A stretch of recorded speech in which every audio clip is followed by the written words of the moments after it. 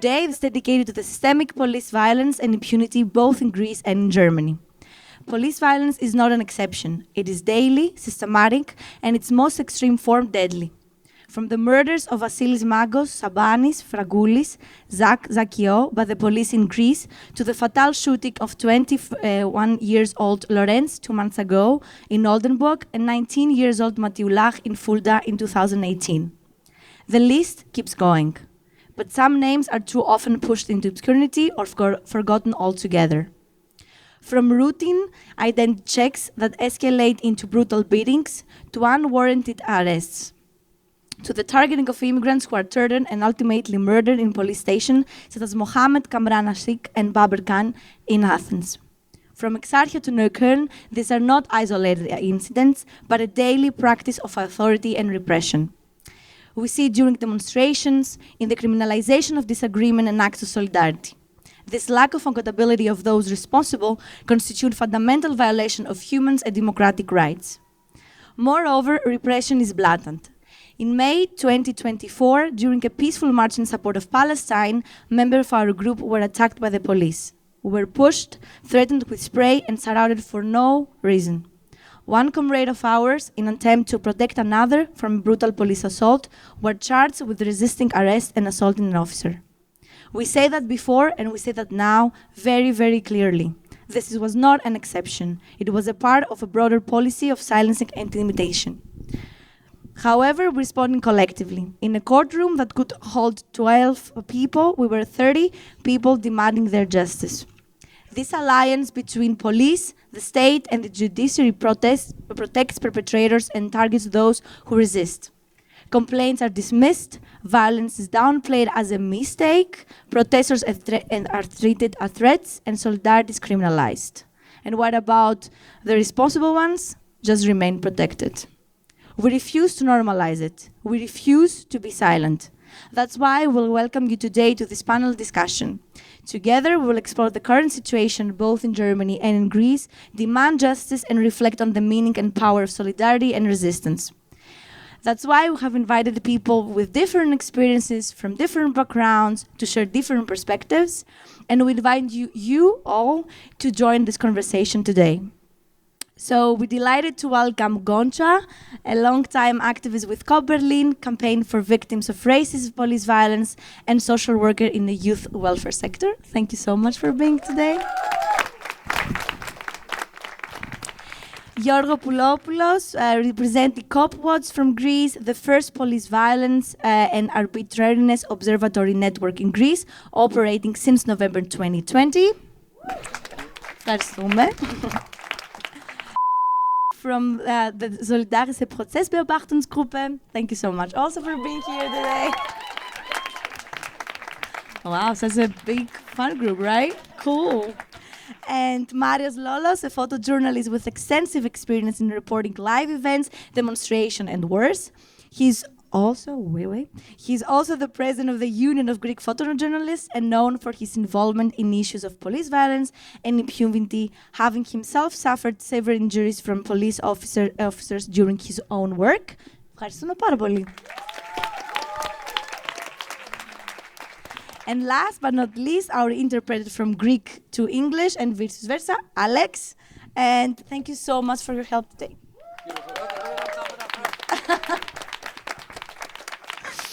So before we start, we would like to draw your attention to some very key practical things. First of all, I think yeah, good? The sound is good? Yes. Okay. You know where you can find whatever you need. Drinks at the bar, very, very tasty hot dogs and homemade Greek spinach pie, like Greek, Käse pie also, at the kitchen. And for art, you can visit our vivid installation for Pylos Shipwreck, another state murder 2 years before. We have the pleasure to exhibit some of Marios Lolos photos about police, violence, and demonstration resistance. You can find this small exhibition just next to the kitchen on the black board, I guess. And find also the table of CopWatch just behind or next to the kitchen, behind of this trailer there, that you can find there the information material, very interesting comic books. I have the first one. You need to take them. They're so nice. I do the promo now. And we have also merch, our merch from our festival. A small, very cute table with 3 different bags created by 2 members of ours. And another very important information regarding the bar is like, please bring the empty bottles and glasses to the bar back.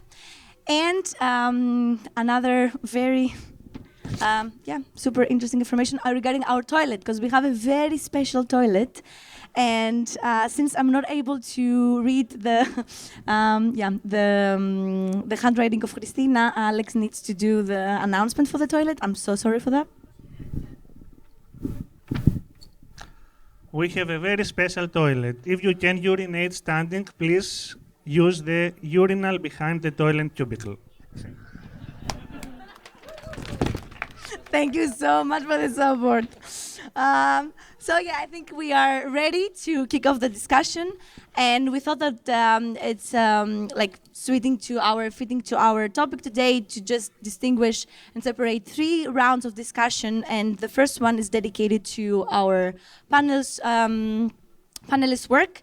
So we would like to start by giving the floor to tell us a little bit about your role and your team and your work regarding police violence. And I'm going to start with Yorgos from CopWatch. So welcome again. And we would like to hear from you, what is the role of the CopWatch in Greece? And if you can inform us about the patterns of police violence you identify in Greece.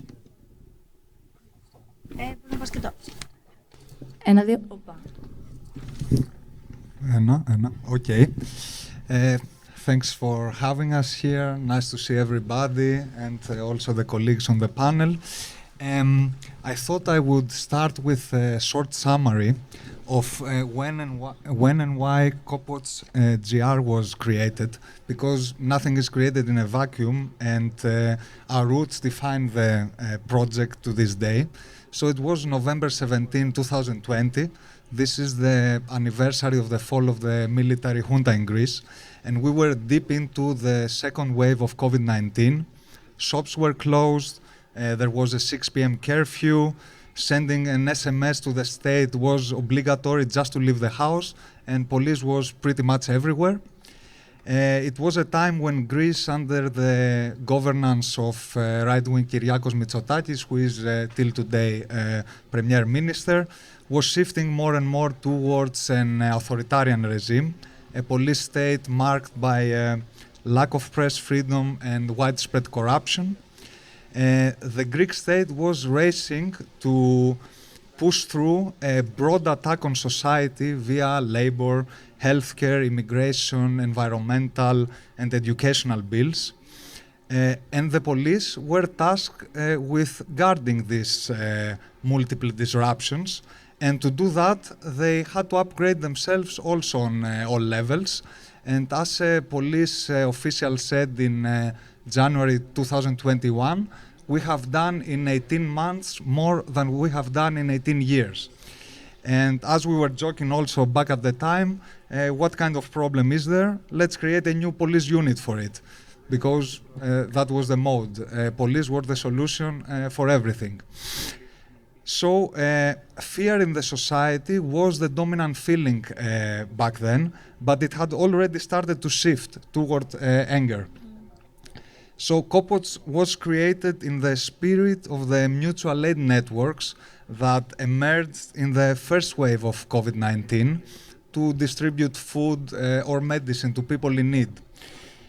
And since we were stuck at home, a lot of online campaigns also were created at that time, trying to challenge the governmental narratives. So it was an information war, like a battle for truth production. And the terrains were very divided. A lot of people tried to find a third way for truth production besides the dominant two opposing, the one of absolute scientific knowledge by the state and the anti-epistemologists like COVID deniers. So this third way proposed a more collaborative form of truth production involving communities, organizations, activist citizens, anti-reporting, policing the police, counter-surveillance, counter-investigations, citizen journalism, community journalism.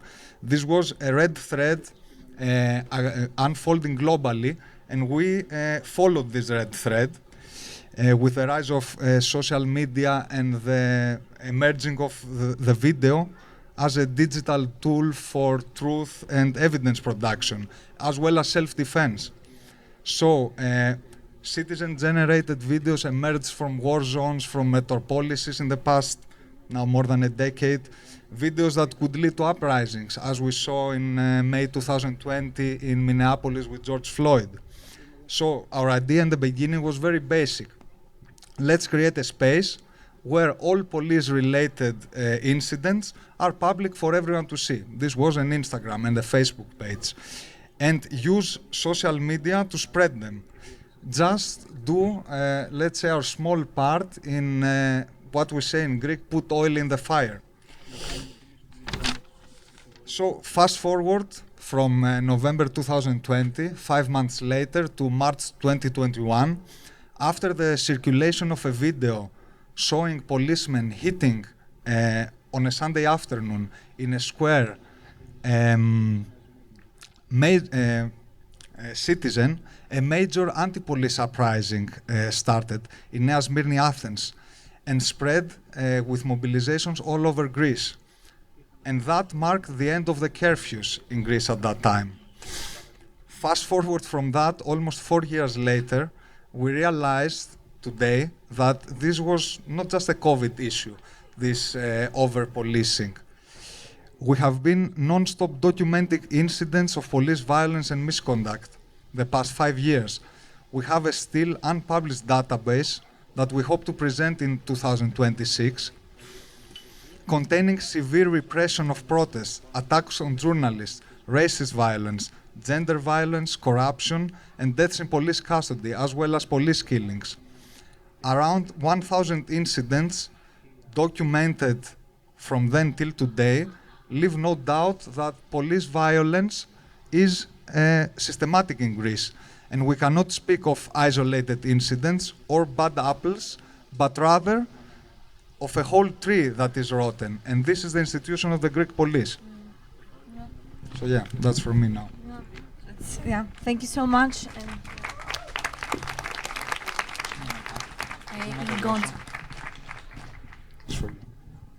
So yeah, thank you so much for the input and talking already about Greece. Let's move to the German, let's say, reality. So we have Goncha. And yeah, as we said, this phenomenon is not only observed in Greece, but also in Germany and elsewhere. As structural racism and the abuse of power are deeply rooted elements within security mechanism. And it's like the similar question to you, Gonza, like to present us a bit, the role of COP Berlin and just an information that like stuck in our mind when we heard about you and we learned about your job, that we saw that COP has been active since 2003. And for us the question was like popping in our mind, like what happened in 2003 maybe that make you in order to initiate COP Berlin. And so the floor is yours now. Yeah, thank you for the invitation. I'm very happy to be here, and thank you for your wonderful work also to the collective.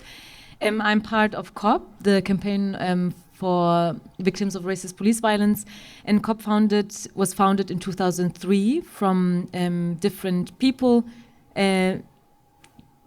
2002, I'm sorry.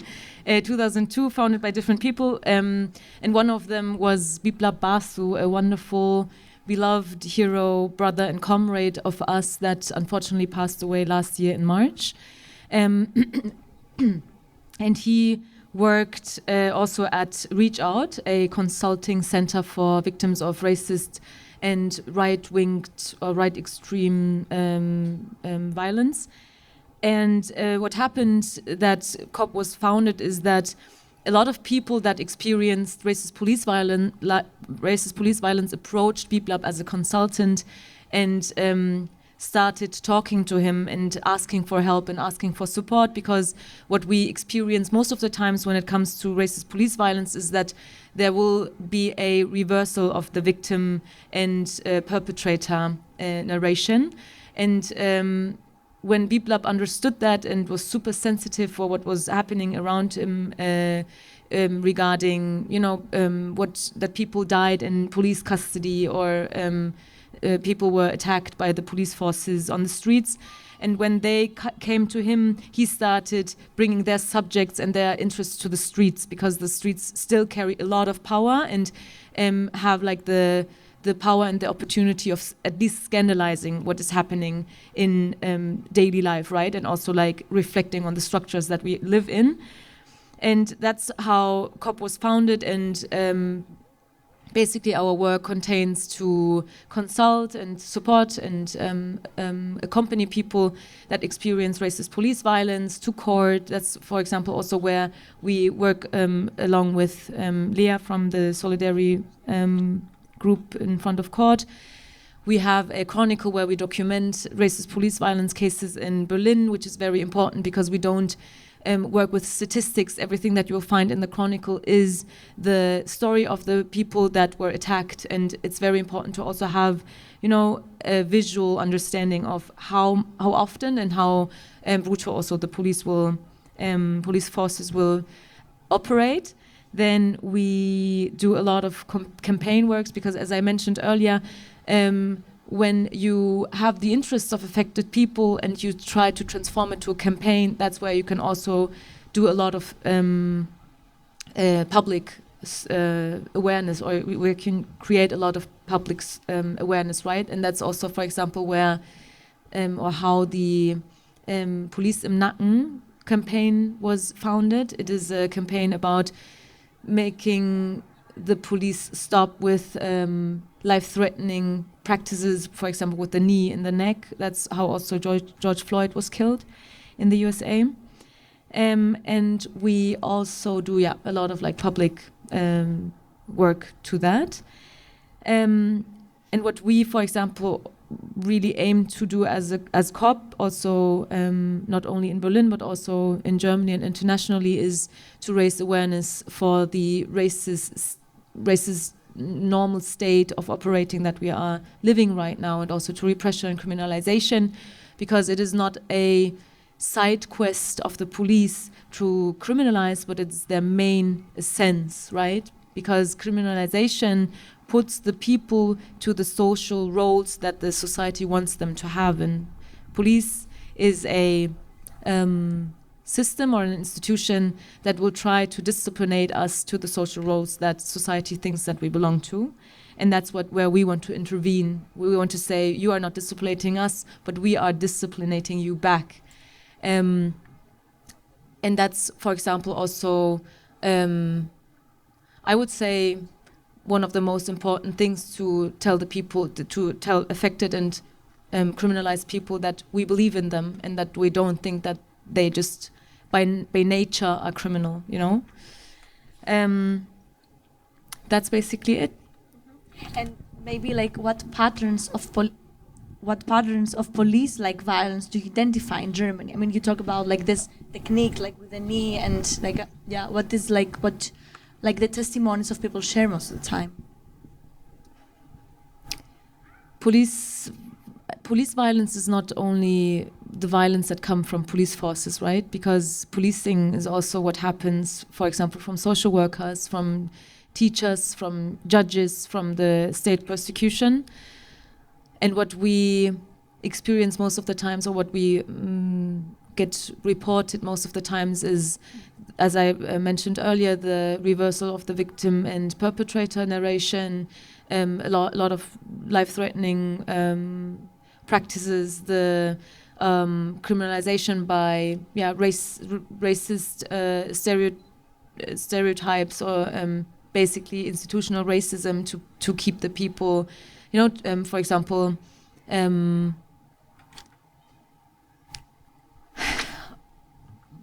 to make them also, for example, when it comes to like the how people live in districts, right? That policing will look differently, for example, in Neukölln than it looks in Prenzlauer Berg, because the police practices are way more militant in communities of color and geographies of color as they are in more white spaces. And what we, for example, experience or what we hear, what happens in Neukölln a lot of times is that when, for example, students go out of school, there will be police forces. Whenever there's a conflict, immediately the police will be there. There's like such a militant occupation of police forces right now in Neukölln and Kreuzberg and other districts of color, because the police there operates to show the society it is right that we are here, because there's so much criminality going on here, and we need to intervene in that, and we need to protect the people that are afraid of other, of, for example, people of color and black people. For example, what we also hear a lot from Görlitzer Park is that people just, walking through there get controlled by the police forces, get discriminated by police forces, or sometimes even have to get their clothes off in publicity or in public. I'm sorry. Basically, intimidation, every kind of discrimination until it becomes sometimes even deadly violence. And murderer. Thank you.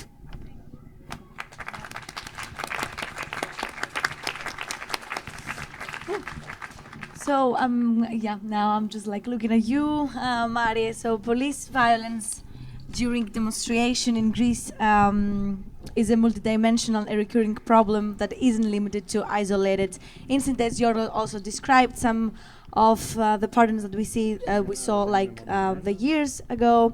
But in Greece, reports of excessive and unprovoked police violence, the use of chemicals and flashbang grenades against peaceful demonstrators, and abuse during arrests have been systematic practices many, many years now. The evidence and audiovisual material published reveal repeated attacks by riot police, MAT in Greek, and other units on demonstrators involving punches, kicks, and violent detentions. The police often justify their actions as legal and necessary for maintaining public order, but actually, like you described a bit. So historically, the dominant perception by the police has viewed the internal enemy as the left and anarchism. In recent decades, photojournalists and journalists have been considered equally threatening and are targeted. So the question for you is how you would like to tell us about your experience as a photojournalist covering demonstration, as well as a victim of police brutality yourself. Καλησπέρα. Χαίρομαι ειλικρινά πάρα πολύ που είμαι εδώ. Χαίρομαι πολύ που βλέπω πρόσωπα που μου είναι πολύ φιλικά, αλληλέγγυα, συντροφικά. Νιώθω ότι μιλάω σε σύντροφους. Εντάξει, είμαστε λίγο πιο ψηλά στο πάνελ και αυτό μου δημιουργεί σε εξέδρα, αλλά οκ. Good evening. I'm very glad to be here. I'm very happy to see faces that are comrades. I feel I am among comrades. Okay, maybe we are a bit higher here in the panel, but I feel very welcome to see happy. Λοιπόν, εμείς οι φωτορεπόρτερ ακούμε συνθήματα στους δρόμους από διαδηλωτές. Θέλω να ξεκινήσω με ένα σύνθημα. Οι μπάτσι είναι αδέλφια μας και εμείς αδελφοκτόνοι, οι μπάτσι γουρούνια δολοφόνοι. So when we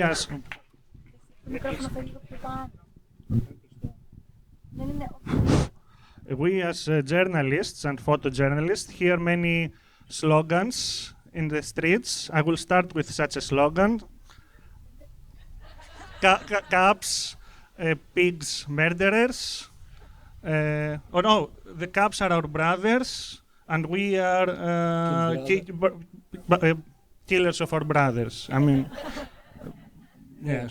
Cops, pigs, murder. Okay. Yeah, it rhymes in Greek.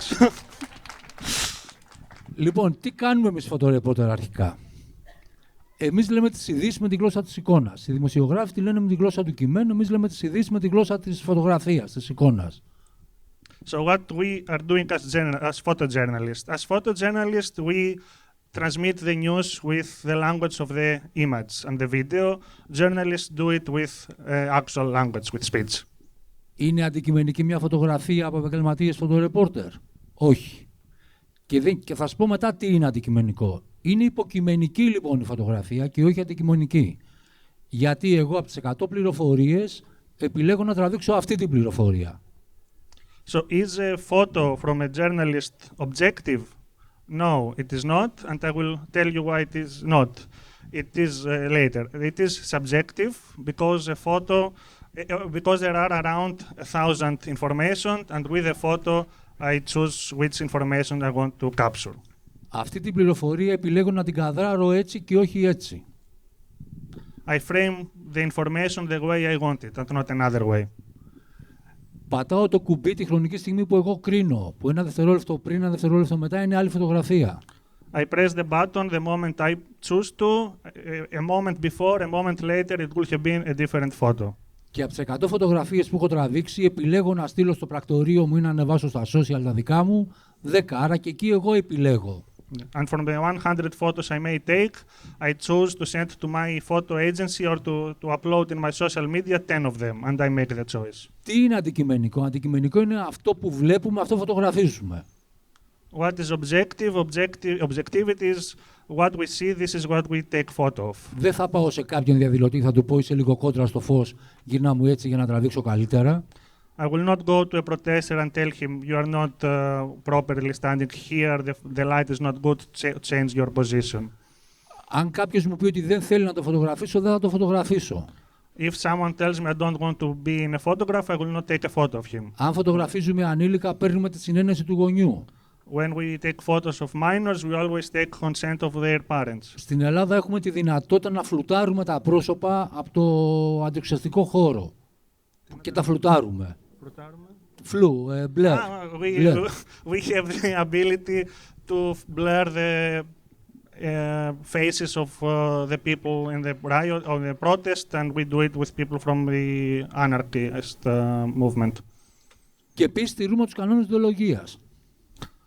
And we follow all the rules, all the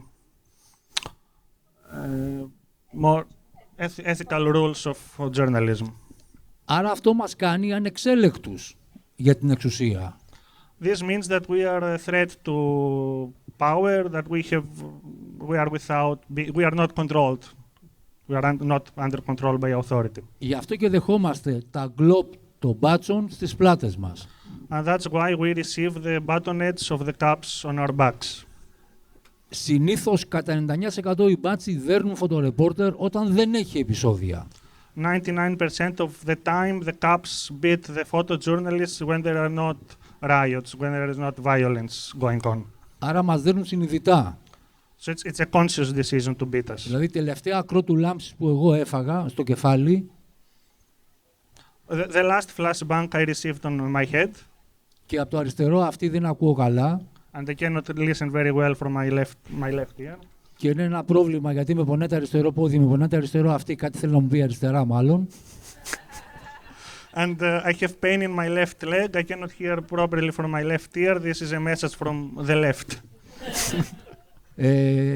Την έφαγα όταν πλέον δεν γινόταν τίποτα. Εγώ δεν φόραγα μάσκα, δεν φόραγα κράνος. Δεν υπήρχε διαδηλωτής δίπλα μου που πέταγε πέτρες. Είδε ότι ήμουν φωτορεπόρτερ και μου μέταξε μια κροτουλάμψης. So I got that flashbang where there was no riot around me, there was no protester next to me, I was not wearing a helmet or a mask. This is when he hit me with it. Έχουμε κάνει, όταν ήμουν πρόεδρος στην Ένωση, μία έκθεση που ήταν η πρώτη φορά που εμείς μπήκαμε στα φωτογραφικά καρέ μας. So we did, when I was president of the Union of Photojournalists, we did an exhibition and it was the first time we, as photojournalists, were part of the photos. Και την είχαμε ονομάσει είδηση υποδιωγμών. And we called that exhibition the news under persecution. Και μάλιστα την πήγαμε και στο Ευρωκοινοβούλιο στις Βρυξέλλες. And we even went to the European Parliament in Brussels with this exhibition. Όχι γιατί πιστεύαμε ότι οι Ευρωπαίοι ηγέτες θα δουν τις φωτογραφίες μας και θα πούν μη δέρνετε τους φωτορεπόρτερ Έλληνες. Of course, we did not believe that European leaders will see our photos and will say to Greek police, do not beat the photojournalists. Τότε ήταν η περίοδο που οι Ευρωπαίοι ηγέτες διαλύανε μια ελληνική οικονομία. Ήταν με τα μνημόνια, οπότε δεν υπήρχε τέτοια πιθανότητα. It was the time when the European leaders were destroying the Greek economy at the time of the memorandums and financial crisis. Απλά μήπως παίξουμε στα ξένα μίντια και τα ξένα μίντια παίξουν στην Ελλάδα και μήπως σταματήσουν έτσι και μας σεβαστούν. But we were hoping this would be in the international media news, and then because of that, such violent acts will stop also in Greece, because it will be internationally known. Όταν μας χτυπάνε λοιπόν και κάνουμε καταγγελία, γίνεται ένορκη διοικητική εξέταση. So when there is such beatings, such violence, there are disciplinary proceedings against policemen. Η ΕΝΔΕ που λέγεται ένορκη διοικητική εξέταση, ο Μανώλης ο Κυπρέος που είναι ένας συνάδελφος που δεν ακούει, την έχει βαφτίσει «Εμείς δεν ευθυνόμαστε». Άντε πες το. So this acronym EDE, which is the disciplinary investigation, our colleague photojournalist Manolis Kypreos, who cannot also listen due to violence, he has called it Δεν ευθυνόμαστε. We have no responsibility to make sense the acronym in Greek and English. In Greek only, not in English. Μάλιστα οι ΕΔΕ που κάνουν οι μπάτσοι γίνονται περιφερειακά. Δηλαδή, όταν με χτυπήσανε, έχω πάει σε ΕΔΕ στα Μέγαρα. So this disciplinary investigation does not take place in another part of Greece. Έχω πάει σε ΕΔΕ στην Κερατέα. Με φωνάζουν ο αστυνομικός από την Κερατέα, να πάω στην Κερατέα. So they called me, for example, in Megara or in Keratea. These are towns outside of Athens. Και καλά ότι δεν γίνεται μέσα από την αστυνομία εσωτερικά, γίνεται από περιφερειακά αστυνομικά τμήματα. So that it does not take place for the investigation from the actual police department, but from peripheral police departments. Η επόμενη θα πάω στο Σουφλί, έτσι όπως πάει στο... The next I will end up in Soufli next to the border with Turkey. Εγώ πάω, όταν με καλούν στην ΕΔΕ πηγαίνω, γιατί δεν θέλω να τους δώσω το άλοθη ότι δεν πήγα. So I'm always going when they call me to go as witness to these proceedings, because I don't want to give them the alibi that I did not appear. Μάλιστα το 2011 είχε περάσει ένας μπάτσος, με χτύπησε από πίσω το κεφάλι και έφυγε. Υπήρχε αυτό σε βίντεο, μου το είχε δώσει ένας φίλος που δούλευε για ένα γερμανικό πρακτορείο και στην ΕΔΕ πήγα και έδειξε το βίντεο στο διευθυντή. So in 2011, actually for such a proceeding, there was a cop had beaten me from behind in the head, and there was video in it. A colleague from the German agency gave it to me, and I went to this proceeding, and I even gave them the video of the beating. Το βλέπει ο διευθυντής και μου λέει γιατί σε χτύπησε. Του λέμε να ρωτάς. Βρες το ματατζίκα να το ρωτήσουμε. So the head of the police department saw the video and asked, why is he hitting you? And I told him, are you asking me? You should find this cop and ask him why he hit me. Και του λέω, κοίτα, πριν ξεκινήσουμε τα τυπικά, θέλω να μου απαντήσει ειλικρινά, επειδή θα ξαναβρεθούμε πάλι στον δρόμο. Θα τον ευρούμε? Και μου απάντησε όχι. So I asked him before we start the procedure, I want to answer me honestly, because we will meet again in the streets. Are we going to find this cop? And he told me no. Θέλω να, επειδή άμα ξεκινήσω, συνεχίσω και μιλάω, θα τελειώσω μεθαύριο. Εδώ θα βάλω τελεία και στις επόμενες ερωτήσεις θέλω να πω και άλλα 2-3 πράγματα, οπότε να το σπάσουμε έτσι.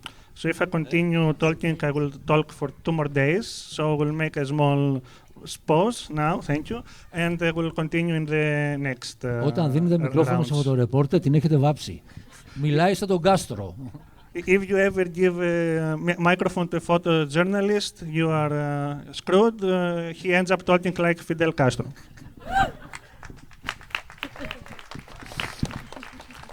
Now it's your floor, and I mean, we said also we have sort of this discussion with you when we met back in January, but also during our organization stuff, that over the past 2 years we have seen an escalation of police violence in Germany in the context of demonstration against the genocide in Gaza.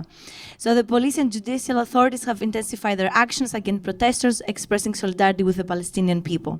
The criminalization of pro-Palestine voices has led to excessive and unprovoked violence by the police against peaceful demonstration, including arbitrary arrests, brutal beatings and suppression of protest. The goal is censorship and the creation of a climate of terror.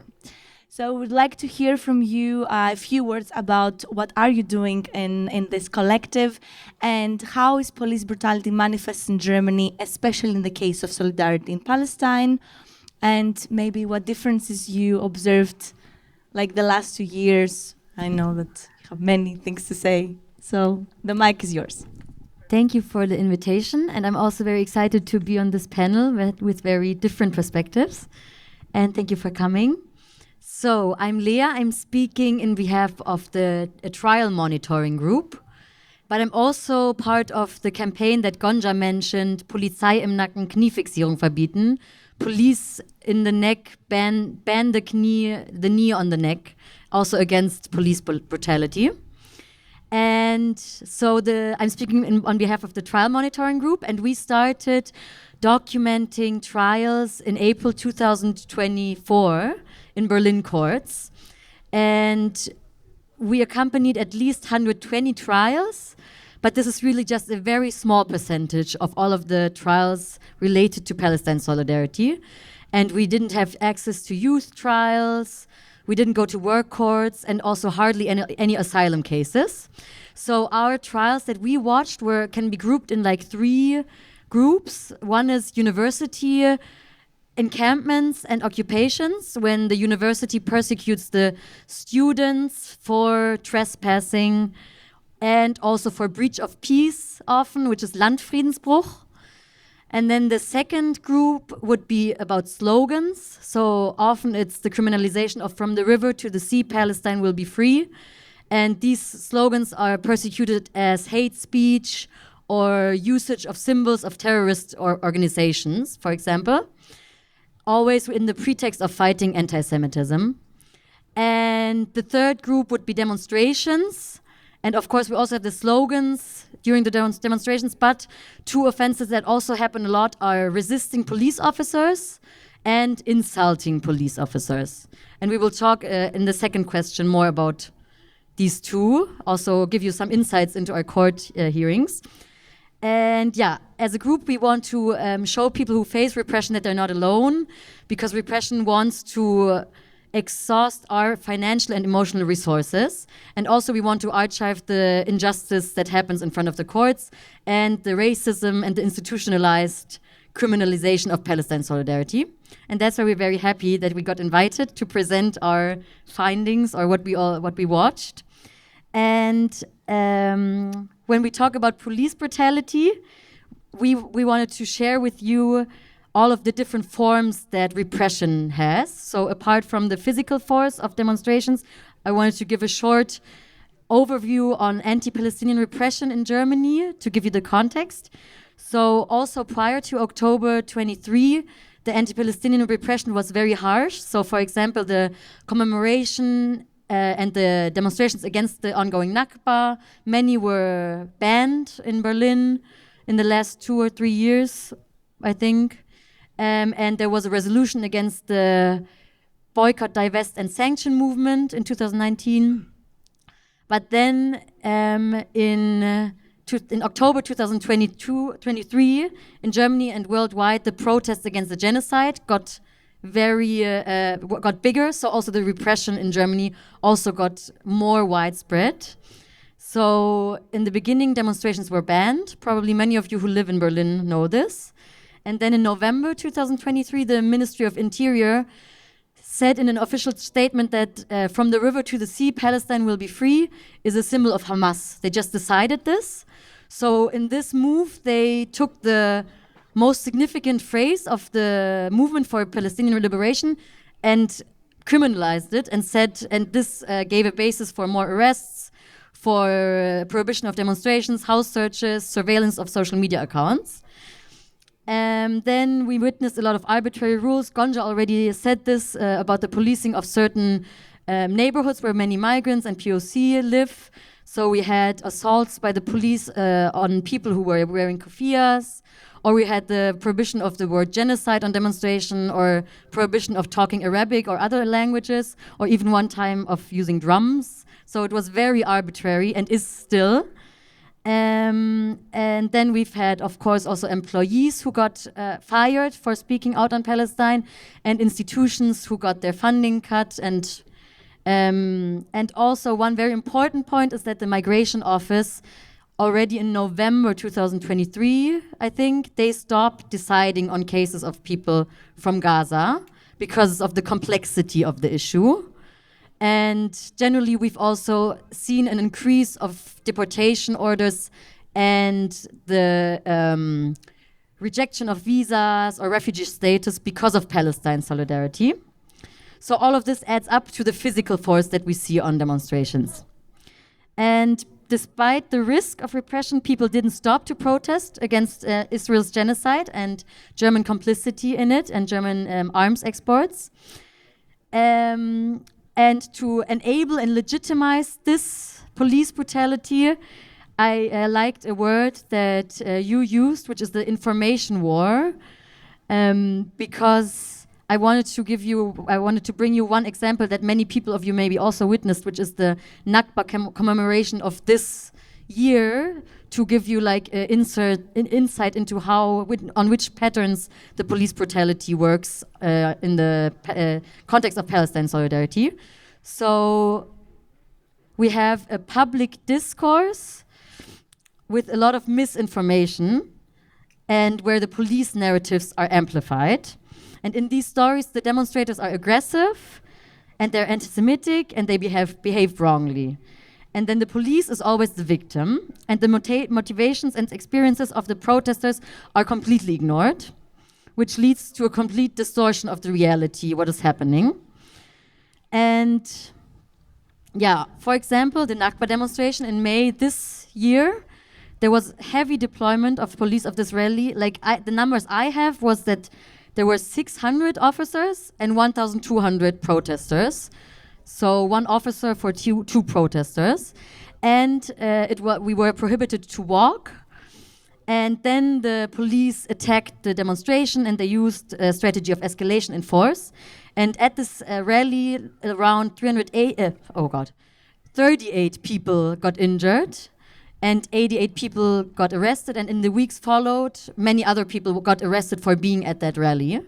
And one single police officer was injured during this rally. And then after the rally, there were media reports, and they only mentioned this one police officer who got injured, and they mentioned a very weird interpretation what the Nakba is, maybe in two sentences, and they didn't mention at all the injured protesters. They didn't mention the grief and the anger of the people there. They didn't mention the content of the demonstration. So there you see the institutional power the police has when one police officer is injured, and only this is reported. And this was also added up by politicians asking for tightening of migration laws and tightening restriction on the right to assembly. Yeah, so the demonstration, as we have watched in the last 2 years, was censored, and the readers and the consumers of media were manipulated into legitimizing police brutality. So to end this question on a positive kind of note was that the organizers of the demonstration organized a press conference afterwards with human rights activists and lawyers to counteract this police narrative. And then videos emerged of the police officer who was injured, who previously was punching into the crowd. And the videos also showed him when the moment he fell and apparently got injured. So yeah, so there were counter narratives being made slowly after this demonstration. So it's very important in this moment that we are in to push back against these false and manipulative narratives. And you also talked about this. Because they manufacture the consent for more police brutality. Thank you. Now we would like to discuss more what is happening with injustice and impunity in both countries. And now we'll start with you, Gonca. And the question is through these lenses, what do we observe in Germany? Throughout all the cases that you have, I mean, you talk about the testimonies of the people that you collect. What do you see happening in terms of the accountability of the prosecutors?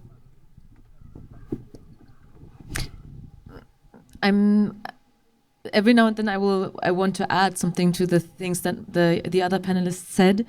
Okay, so when it comes to the impunity of police forces, it is important to understand the criminal justice system in Germany, which is like kind of a love triangle between the state prosecutions offices, the judges, and the police forces. But it is also, of course, like important to add prison and also politics to it and the civil society, right? So the judges will always cover the lies of the police forces, and the state prosecution is also always on the side of the police forces, which means there is no justice in front of court.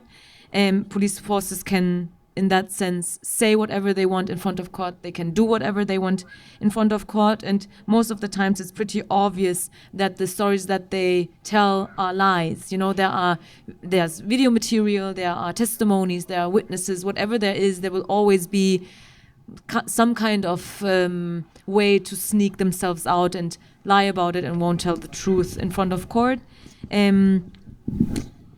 For example, one of my friends is a lawyer, and she only yesterday told me that when there was also a case for a person that showed solidarity with the Palestinian solidarity movement, they went out to have a break, and she heard the judge saying something like, they're all criminals anyways, you know? Or a judge, for example, in a case where someone was also, who also got like the knee pressed into the neck and also experienced life-threatening injuries from it, that the judge himself said something like, but if you were able to scream, then you were also able to breathe, you know, when it came to find justice and find accountability in front of court. And these are just two examples of a lot of the structure of the pattern that we find in front of court. The judges, as well as the state prosecutions, being as racist as the police forces themselves, which is because the whole criminal justice system in Germany is not, you know, it's not excluded from the racist normal state that we are already living in. You know, it's normal. There's no acknowledgement, there's no analysis, there's no acceptance of Germans or of Germany being racist. You know, I always do the joke that I find friends so much more authentic in that, because they will just be like, yeah, we're racist, so what, you know? And Germany always tries to lie about them not being racist. They live in such a hypocrisy about, you know, overcoming their racism and national socialist crimes, which they haven't. And for example, which is what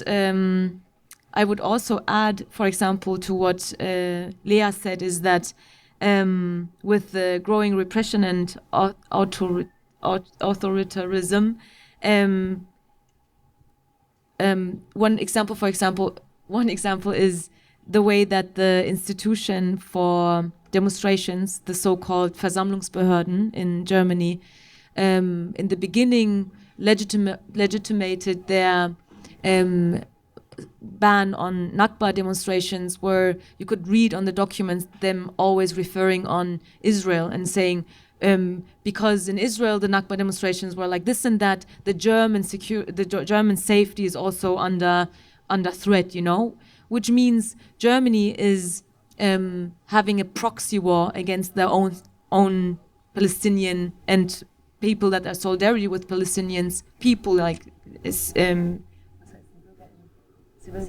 citizens, you know? And the more things are criminalized, the more the state can control it, right? So this is like the basic logic behind that whole repression, also to have state control. And bureaucracy is also an important tool to that, because Germany is, in my opinion, the heart of the bureaucratic monster that we live in, you know? Bureaucracy is also a state controlling instrument, and courts, for example, and the impunities also, because you can't imagine how long it will take to fine or to charge and also to hold police forces accountable for their crimes, because courts work really slow. Most of the letters are written in a German that basically no one can understand, and it's really, really hard to have the strength and to have the long breath to struggle through that whole process, which is why the trial monitoring and trial supports are so important, and also that people in front of court are really, really tense and afraid because, for example, the Palestinian solidarity cases in court are most of the times in the rooms of like high security level, and you have like body controls and so much intimidation and so much threatening to the people that are dragged to court anyway. So there's like a lot of, psycho terror going on also from court, like from the criminal justice system itself. Also so-called Schnellverfahren, where you don't have a lawyer, the persecution officers, like not caring about anything that you want to have a witness or whatever. So the impunity comes by the criminal justice system not being just.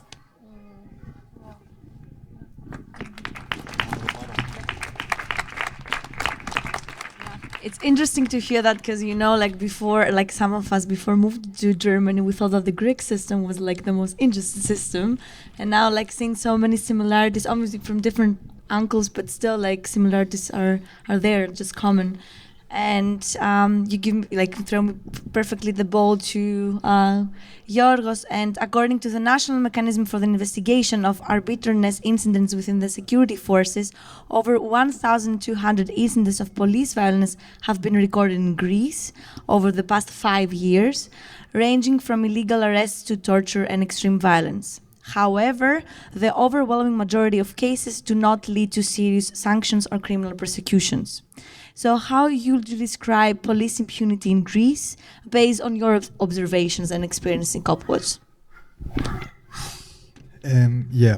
So I ended up the last part with the systematic patterns of police brutality. And okay, theoretically, let's say if someone would be punished, it would be okay.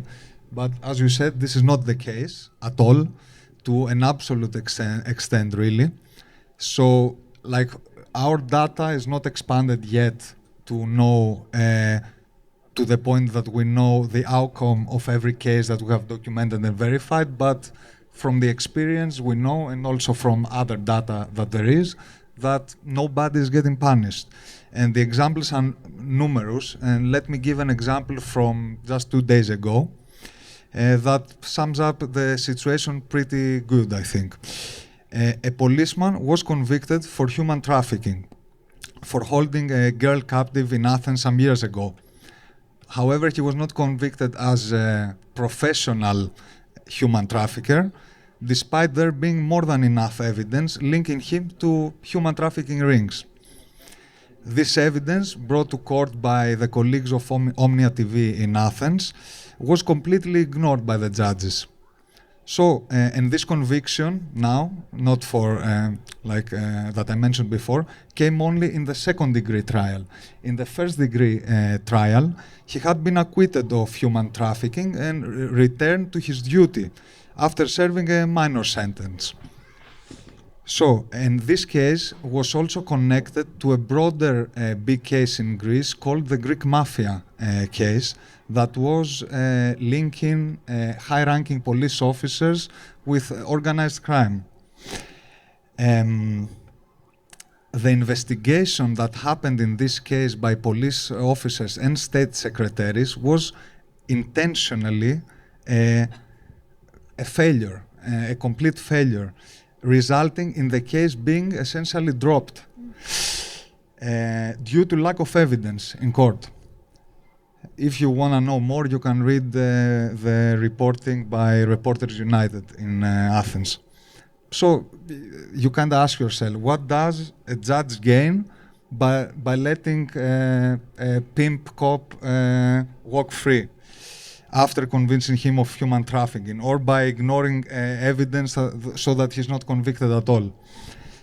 So this we don't have to answer to you like a case of a super powerful Nazi continuation state in its neoliberal form that is Germany. We have a Balkan village version of that. So which is nonetheless not less tyrannical, let's say.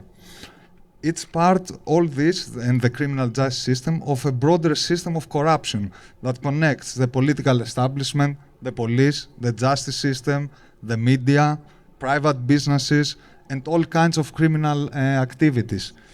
It extends all the way to the military-industrial complex, as we saw, especially in this times of war, as we saw with the surveillance scandal of Predator that erupted a few years ago, linking Israeli-owned companies creating spyware internationally.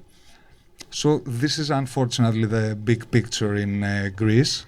And coming back to the police, Marios mentioned before this this internal control mechanism of the police, which he said the joke, we say also is the shortest joke, the shortest anecdote this war, because nothing really happens at all.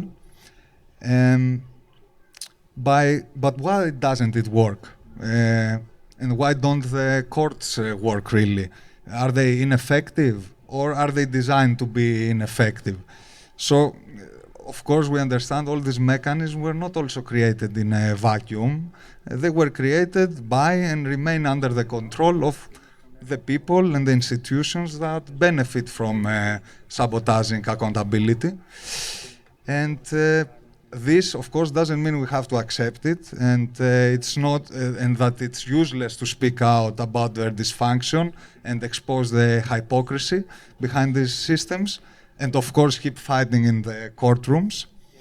But we have to know that we speak again of rotten root of a rotten tree, and yeah, Greece is complete corruption and complete absence of justice on all levels. Yeah. Yeah. Thank you. Thank you. Yeah, like after listening to some examples that Goncha gave, like one of our thoughts when you accept our invitation to be here is like to listen what is happening behind the courtrooms, right? And just to give like an example that stuck in our minds and we have been discussing as a group for many months now, like what happened when you accompany us in the court in January. By the way, long story short, this is how we met. So specifically, like we mentioned before the example, and specifically to our lawyer's question about the intensity and force of the punch that the police officer threw to our comrade tried to protect, the police officer replied that, well, she was still standing, to this question of how intense was the punch. So what about other examples that you would like to share with us today? Yeah, I also want to add something to this trial that I accompanied as part of the trial monitoring group, because the apparent crime of your comrade started with the police officer punching a woman, then there was him going between, and then the police officer threw him to the ground and punched him. But the court hearing was only about the small movement of arms, and the thing that happened before and that happened afterwards was not didn't take place in this courtroom. So I think this is something we see in the courts linked to Palestine solidarity, but generally I think it's just how courts work. So to answer your question, even though the physical violence on the streets of Berlin and the breach of the law by the police officers are widespread, we as a trial monitoring group have never faced the police as accused or charged with a crime, but only as witnesses. So many of these trials are about paragraph 113 or 114 of the criminal code, which is Widerstand gegen Vollstreckungsbeamte, resisting law enforcement officers, and this is less than an injury. So you can move your arm in a wrong way, and this is already an offense. And I'm sure in many countries you have something similar, that somehow the officers get more protected by the criminal code. And so this leads to this absurd situation, like in this trial, that we see police violence on the videos, but the court is not the place to talk about it because it's about the defendant. So this is really absurd, but this is the reality. And I want to give you one example, which was about a defendant who was charged with resisting arrest. And the police witness said, we told him to leave. And then he got really, really aggressive and resisted. And then in the courtroom, the video was shown, and it actually shows normal interaction where the defendant says, I live here. I don't want to leave the demonstration. Also, I live here. And then you see the police officer throwing him to the ground. So you see where the escalation comes from. But still, the judge charged this person with resisting arrest after watching this video. And he said two really outrageous things that I want to quote from this hearing, which was one, the most dangerous job in Germany is being a police officer at a Palestine demonstration. And then he also said, I believe more the police than friends or these anti-Semitic activists. So there you can see, and we've seen this a lot, not with every judge, because there are some judges where we think, okay, we need to give them more power to actually, because they see what is happening, but most of the time we see judges that tend to adopt the narratives of the police. And the police describe the protesters as aggressive and emotional, and generally in court the context is completely omitted. So the genocide is omitted, the grief, the anger, the reason why the people are at the demonstrations is not part of the courtroom, kind of. So we see an overall lack of an empathy for Palestinians, for pro-Palestinian protesters, and an overemphasizing of police officer, like of the feelings of police officers. So I want to give you another example, which was a young man from Gaza, and he was at the Sonnenallee, and he was charged with resisting a law enforcement officer again. And then the defense lawyer got out a video which actually shows that the police officers assaulted him and put him to the ground. And then the judge did acquit him, so he was not charged. But still, even after seeing the video, the judge was treating him really badly and giving him like lessons to behave better in this country. So even after seeing that actually he was the one who was assaulted, he still got like this German judge telling him how to behave. And that this young man has family in Gaza and has a lot of reasons to be on the street was not at all part of the horizon of the judge in this case. So another charge that many of you maybe also know on demonstrations is insulting an officer. So in general, we find that the victimhood of the officers is overemphasized. So I will give you another example. People were gathering also at Sonnenallee to protest against the genocide, and then the police dissolved the protest, denying the right to assembly, probably again because of slogan, which is criminalized, but yeah. And one of the demonstrators was pushed away, and then that demonstrator said, "Fuck off from Sonnenallee, you pisser." And this person got convicted for resisting arrest and insult. And we have tons of these cases. Fuck you, Nazi, racist, all of these things that were said. And in these cases, it's often that it's ignored that the apparent insult came in the context or as a response to restriction of right to assembly, or to arbitrary arrests, or to racist slurs from the police, or to violence. So again, the context that led to this apparent insult is also not part of the court hearing. And one last thing I want to share with you from our trial monitoring is a little not under the police brutality concept, but more disproportionate use of surveillance and intrusive investigation methods against people who exercise constitutional rights like freedom of speech or right to assembly. And I want to give you one last example, which was a woman who posted 3 things on Instagram, and she was charged for incitement to violence. And for this investigation, the police showed how they investigated, and they searched the house of the mother. They searched the house of the woman and the couple at night. They searched the car. They read all of the WhatsApp messages between the woman and her friend, the woman and her husband. And then the fact that they found a keychain in the car, which was the outline of Palestine with the Palestinian flag inside, was then evidence for the anti-Semitic attitude of the woman in front of court. So, yeah, this example shows that, these very disproportionate uses of investigation methods are also part of the police brutality, kind of. And also, all of this shows what Gonja also said, the reversal of perpetrator and victim.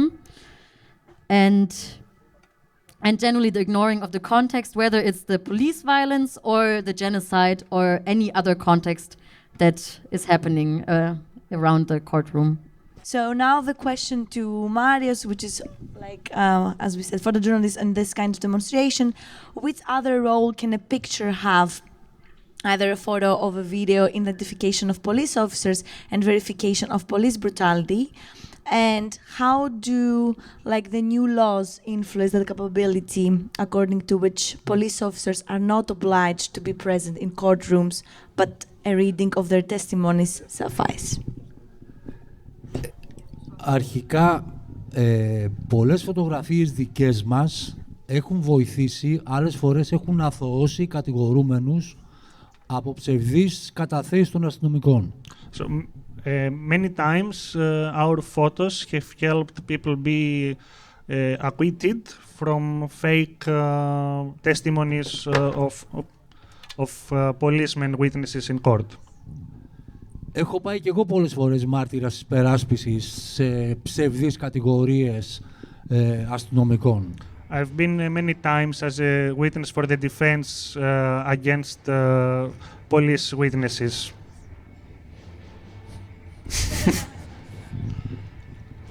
Πιστεύω το εξής, ότι οι μπάτσοι λένε αλήθεια μόνο το παραγγέλνουν τον καφέ τους. I believe that cops say the truth only when they order their coffee. Ήμουνα μάρτυρας κατηγορία, μάλλον 2 μπάτσες έχουμε βρει σε πολλαπλές επιθέσεις που έχουν κάνει σε φωτορεπόρτερ. So we have found 2 cops that have done multiple attacks to photojournalists. Ο ένας ήταν στην υπόθεση της Τατιάνας Μπόλαρη. One was in the case of Tatiana Bollari. Όπου δεν είχε επεισόδια φυσικά. There were no riots at this incident. Και ένας μπάτσος τη χτύπησε στο κεφάλι και της δημιούργησε πρόβλημα στον αυχένα. And the cop hit her in her head and caused a problem in the back of her neck. Αυτό το επεισόδιο χιλιοφωτογραφήθηκε, οπότε βρήκαμε τον μπάτσο. So there was photo of this incident and we found the cop. Και έγινε το δικαστήριο και πήγα μάρτυρας. And the court, there was a trial and I was a witness in this trial. Αυτό που κατέφεραν οι συνάδελφοι αστυνομικοί του μπάτσου, οι ματατζίδες δηλαδή. So what his colleagues, policemen were saying in court, the riot policemen. Ήταν 2 πράγματα. Το πρώτο, ότι η Τατιάνα προσπαθούσε, δεν είχε επεισόδια, οι άλλοι αστυνομικοί δεν φοράγανε μάσκα, μόνο αυτός φοράγε μάσκα. So there were no riot at the moment.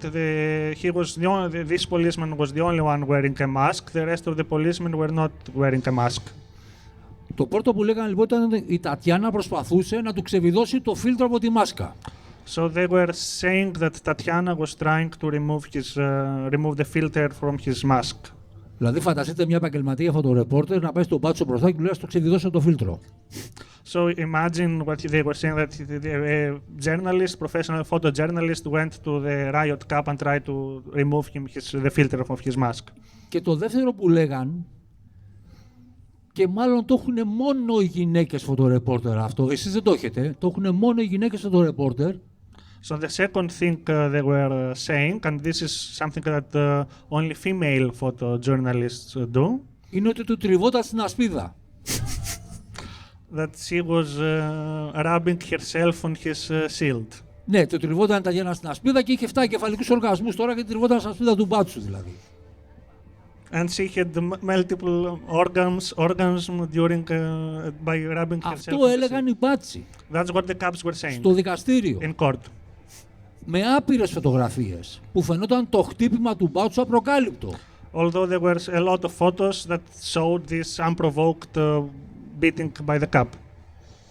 Ο μπάτσος καταδικάστηκε με 8 μήνες.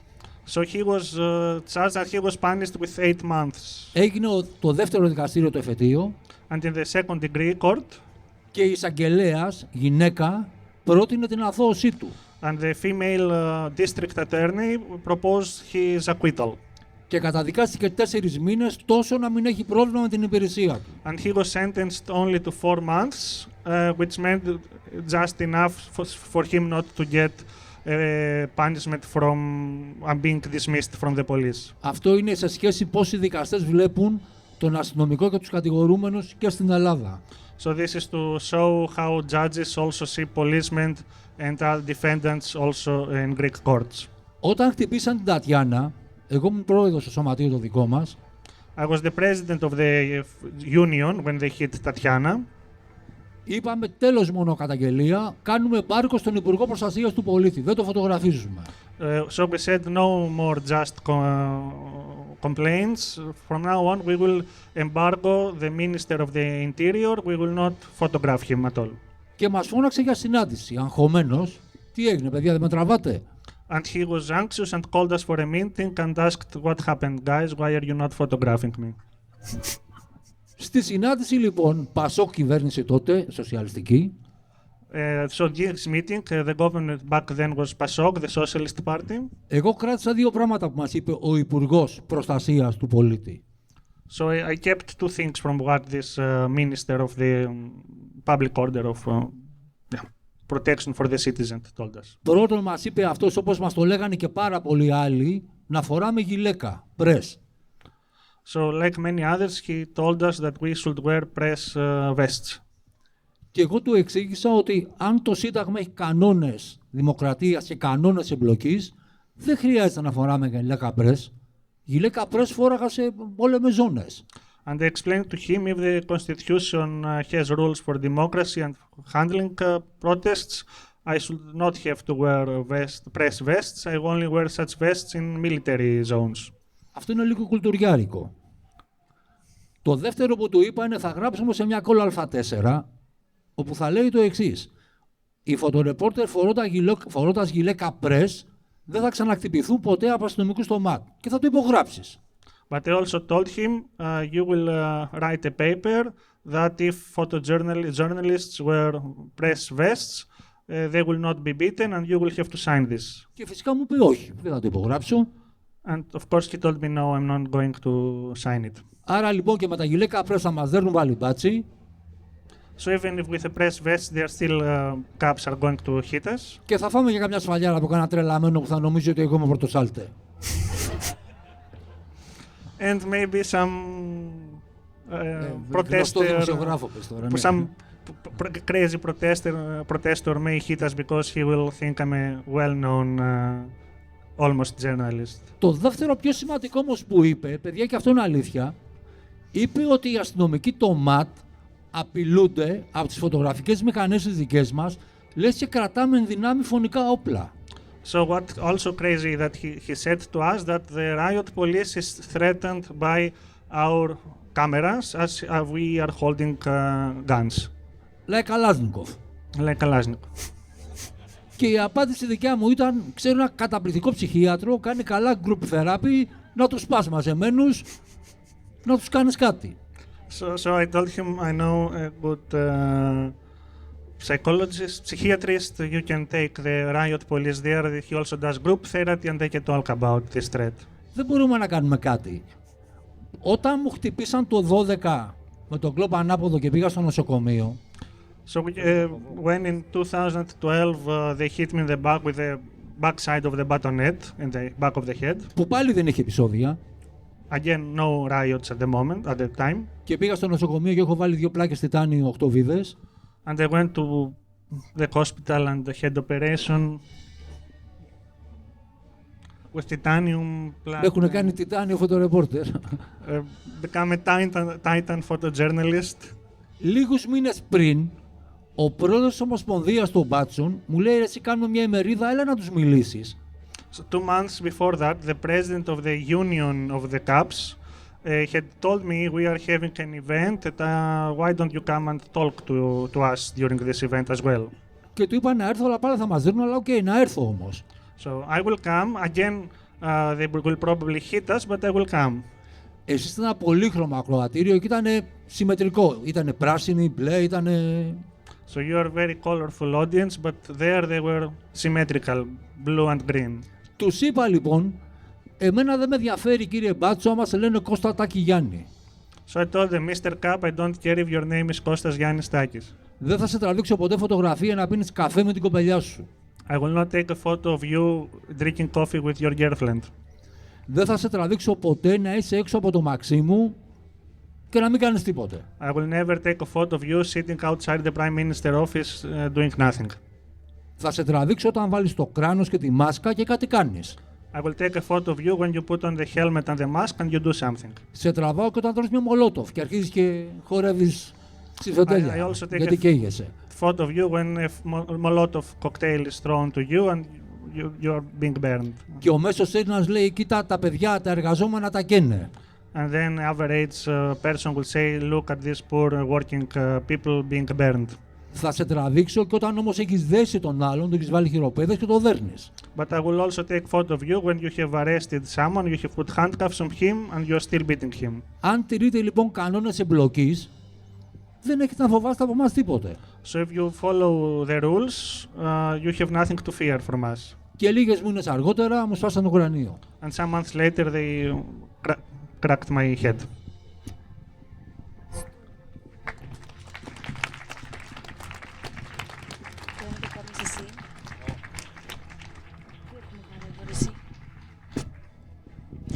Ευχαριστούμε πάρα πολύ για αυτό όλο. Yeah, we are approaching like to our last round of the discussion, which is about like collective and you want community care, modalities of resistance, and solidarity support. And I will ask Yorgos now, what does counter-observation mean in practice, and how do you organize it? What solidarity and resistance mechanism have you developed, or you would like to introduce here? Yes. Ένα, δύο.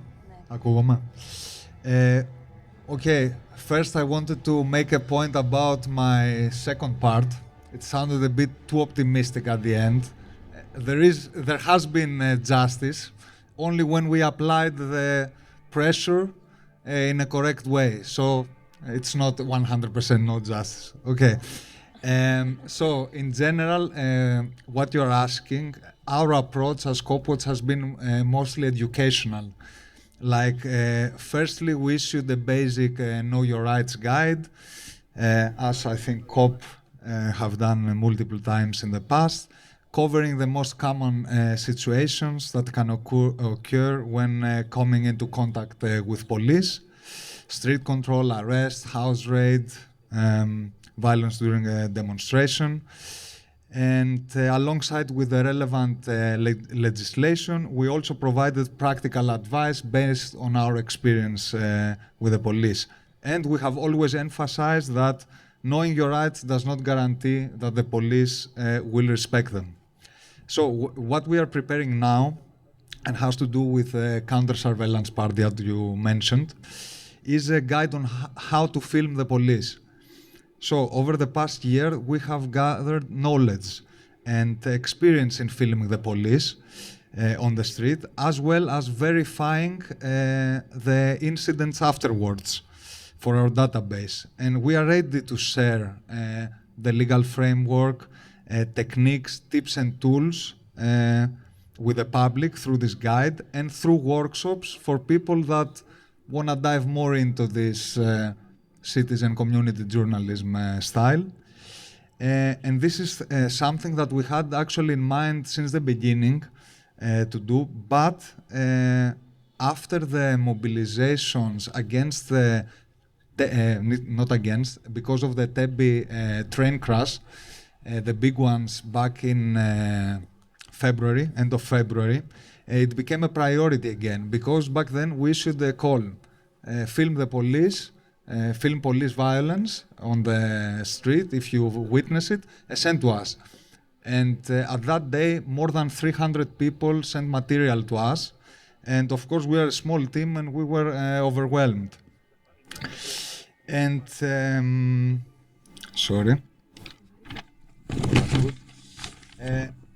And we realized then again how many people are willing to contribute to exposing police violence, and that this can be a very, let's say, asymmetrical threat. We had many arrests filmed from different angles, like one arrest filmed from 5 angles or something. So we realized also once again the point is not only to receive and circulate afterwards the audiovisual material, it is to film and verify afterwards incidents in such a way that can serve as evidence in court. And for example, in a case of unlawful arrest or targeting of a citizen. So this is the approach we want to follow now consistently. To spread knowledge on how people can effectively produce verifiable video content that can support both news reporting and legal cases. And through this process, we aim to make COP watching and the fight for police accountability a common ground and a common in general, like where citizens, communities, organizations, journalists, activists, and investigators all can work together and fight for accountability. That's it. We definitely need this. We definitely need this material, you know. Everyone kind of needs this material. And yeah, Gonja is like the same, in the same like lenses.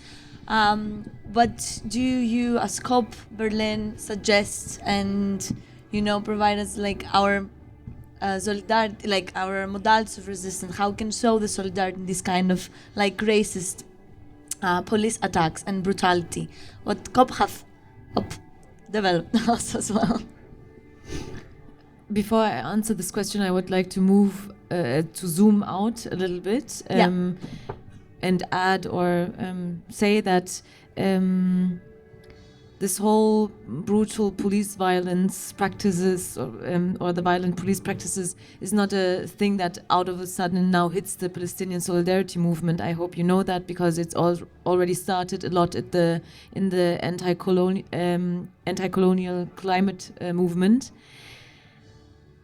And that's because where geopolitical and economic and imperialist interests are exposed the most, that's where the intrusive state will also attack the movement the most, you understand? And for the Palestinian Solidarity Movement, it's super obvious what the German state right now in terms of complicity, failure, crimes, you name it, is exposed to a really, really international level. And so whenever also they feel threatened, they will attack us. And so I want to, invite you to continue the struggle, because we can see it right now, but we're doing progress, and that we are threatened so much right now means that we're getting uncomfortable for the state. And every system and every empire is meant to fall. And I believe that already in Germany it happened so several times that systems crash, and right now I wonder what needs also more like the international networking and the exchange of struggles, because I don't believe in Germany being, out of the sudden, like Germany not crashing out of nowhere, but more like flooded from like international struggles that, take us with them. And the international solidarity movements are already so present and so inspiring to see, for example, knowing that the tear gas being used in Gaza was the same being used at the Black Lives Matter demonstrations in the USA, and people exchanging this knowledge and exchanging, the ways of protecting themselves through the world.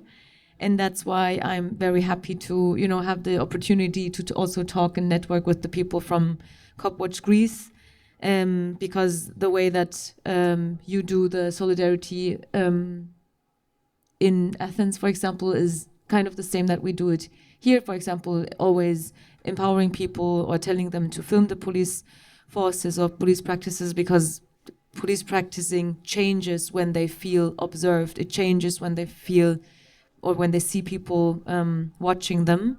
And as I said in the first question, that it is a way to disciplinate them back. Also, what we do is, for example, educational work when it comes to workshops or like raising public awareness, doing this know your rights guides to make people write memory protocols whenever they witness something and send it to us, to also be part of the chronicle, to document all the cases of racist police violence, to write down, to give us their number in case one of the affected people or the victims reaches out to us, so that we have like a witness contact, that people know that they, although they witnessed something and didn't do anything, there's still a way to, like hold the police forces accountable for their crimes after. Also to accompany people to court, to have small support groups for people that are affected, to, for example, be there as a translation or something, to do these kind of cultural events, to donate money to COP, for example, because I forgot that we have a legal fund where we collect money and help people financially to pay their costs for lawyers in court, for example. Question, keep on organizing, keep on questioning the institutions, because we won't find any justice in the institutions, but in ourselves and the care and work and trust that we put into our communities and solidarities.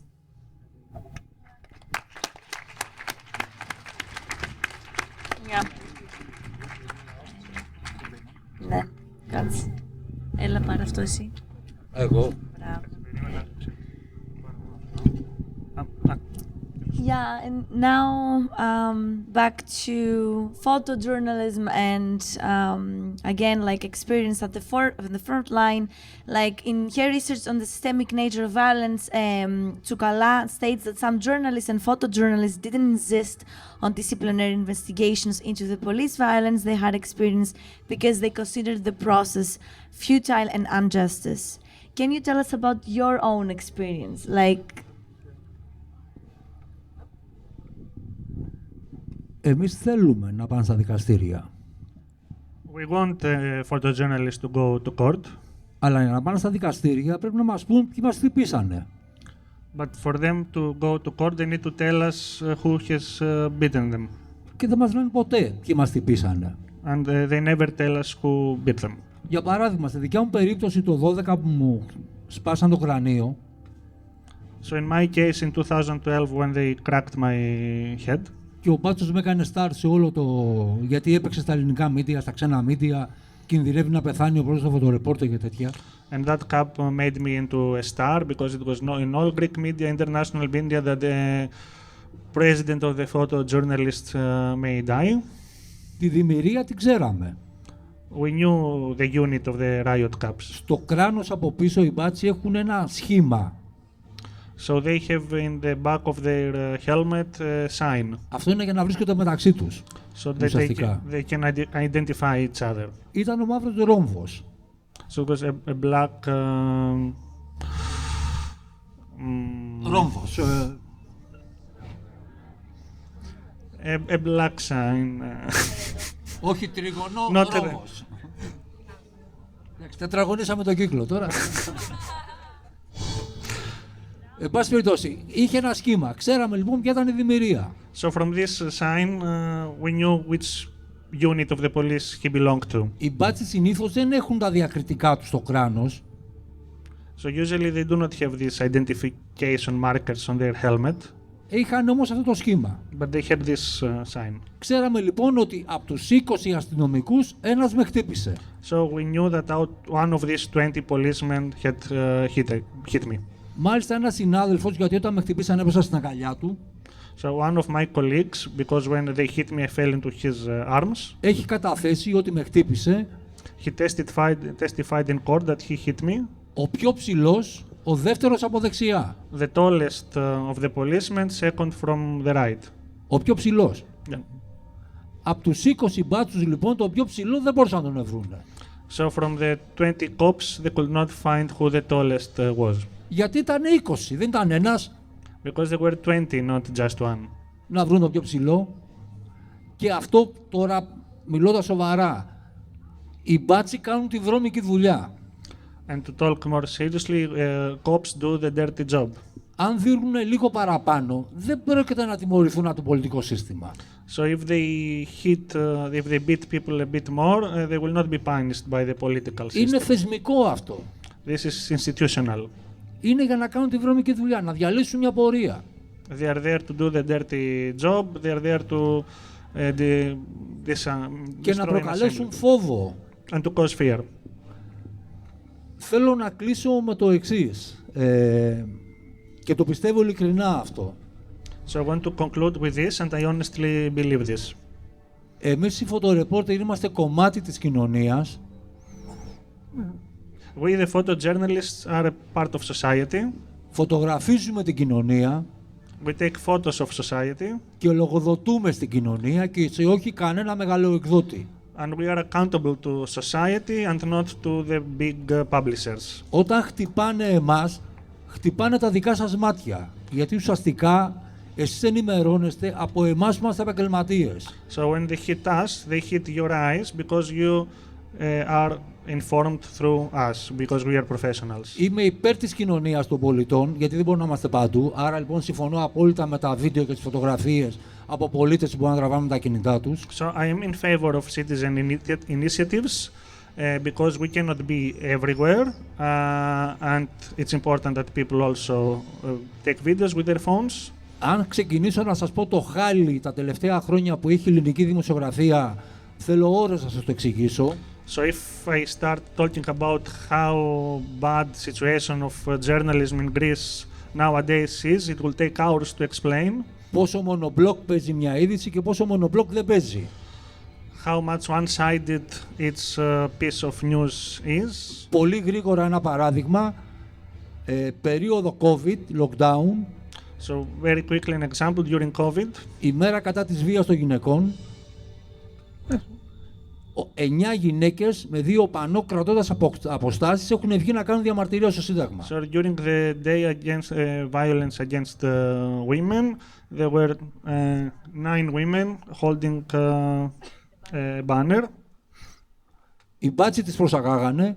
So they were arrested by the cops. Δεν έπαιξε πουθενά αυτό εκτός από τα δικά μας, από τις δικές μας φωτογραφίες. So there was nowhere in the news except our photographs. Την άλλη μέρα ο Υπουργός Προστασίας του Πολίτη ζήτησε συγγνώμη για αυτό, δεν έπρεπε να γίνει. The next day the Minister of the Protection of Citizens apologized for this incident. It should not have taken place. Και οι τηλεθεατές ακούγαν μια συγγνώμη υπουργού χωρίς να ξέρουν γιατί ζητάει. So people in the news heard the minister apologizing for something they had not even heard that had taken place. Συνήθως εγώ κλείνω με συνθήματα, επειδή εμείς ακούμε συνθήματα, κλείνω με σύνθημα για να παίρνω και το χειροκρότημα, το κάνω επίτηδες. So I like to conclude with a slogan because as photojournalist I always hear slogans and I end up with a slogan because this way I will attract applause. Γιατί και βλακίες θα έχω πει ένα σύνθημα δίνει χειροκρότημα. Και βλακίες θα έχω πει ένα σύνθημα στο τέλος even if I have said during my speech silly things, I will end up with an applause. Συνήθως έκλεινα με το σύνθημα «Μπάτσι τη δίνω να ζει, όλα τα καθάρματα δουλεύουν μαζί». So I used to conclude with the slogan "Cops, TV, Nazis, all the bastards work together." Αλλά λόγω της Παλαιστίνης και επειδή ήμουνα στη Γάζα το 9 όταν τη βομβαρδίζανε, But because of Palestine and because I was in Gaza in 2009 when it was being bombed, θέλω να κλείσω με το From the River to the Sea, Palestine will be free και το Free Palestine.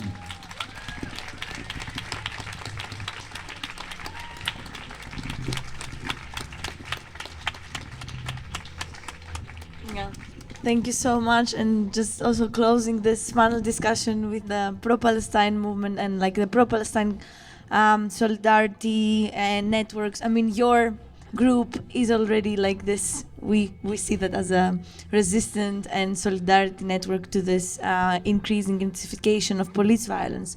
So, what are your words like? How do you experience that? What means of solidarity we have? How can we be intensified here? Thank you. Also, thank you for From the River to the Sea. Palestine will be free. We have to take every chance we get to pronounce it in the full length, which I also enjoy in front of the courts, because then they have to always repeat the slogan. I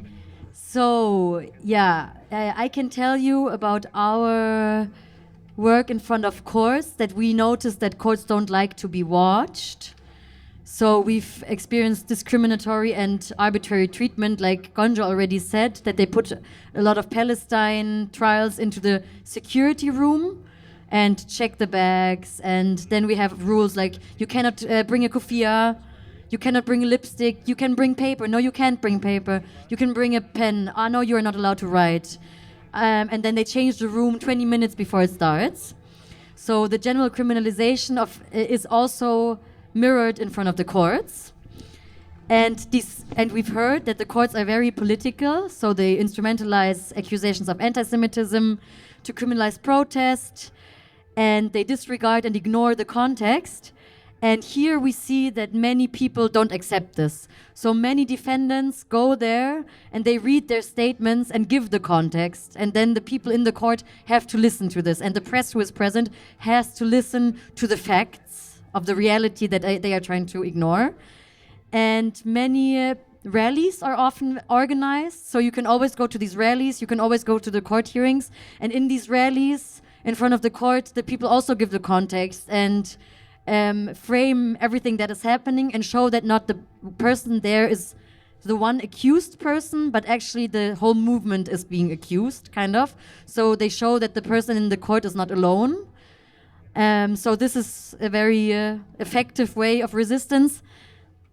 And I think because of these organization of rallies, they started moving the court hearings to the security room. We don't know, of course, but there were always rallies, and then they changed the room. Then they make us wait for 1.5 hours. So I think this is actually a reaction to many people being there, and they want to wear us out. They want us to be like, oh no, I cannot come again and stay and wait for 1 hour and don't know what I can bring inside or not. And you have to give your phone outside also sometimes. So it's a strategy of intimidation. So it's important to keep the pressure up in front of the courts also, even though we can't expect justice, but still we can watch them and show the person inside that they are part of a movement.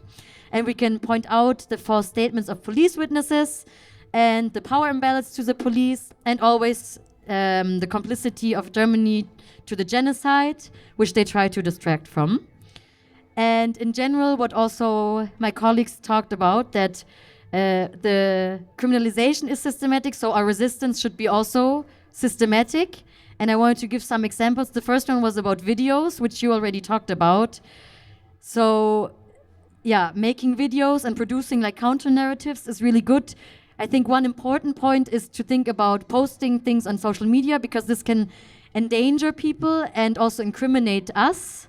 So this is a very, an important thing to use videos also collectively. So make them accessible to COP, for example. Or there was a different group that archives Palestine Solidarity Archive. So you can send the videos there or make them accessible to the defendant. Try to get the contact of people who have been arrested, who you filmed.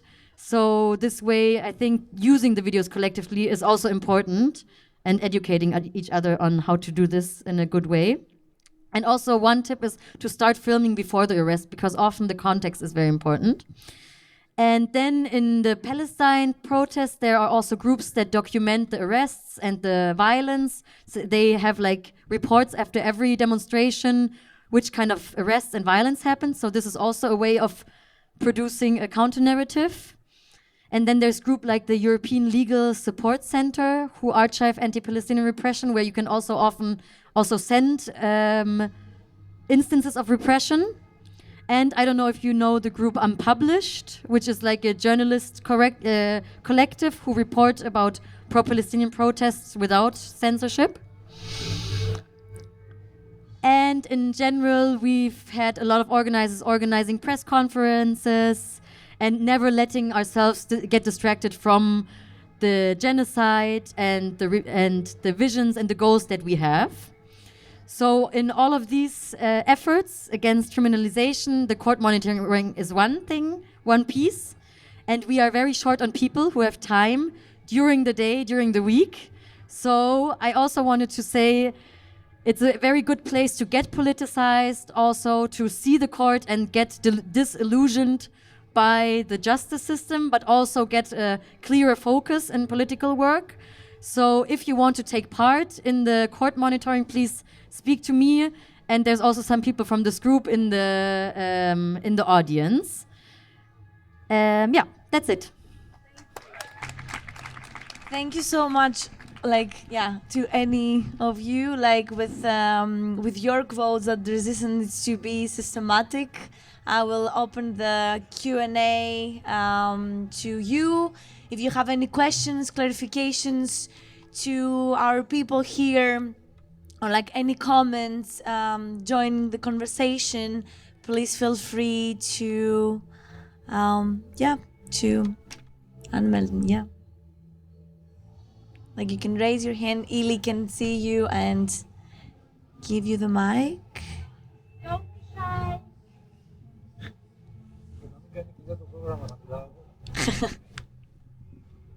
Or maybe if you have questions to each other that you'd like to raise, I don't know, if you?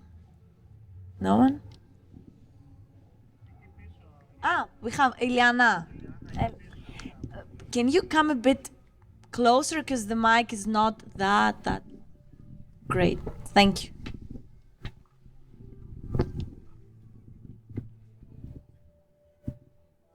Hi. Have you seen incidences where police actually defends someone who's arrested without reason? I mean, does police resist to the system?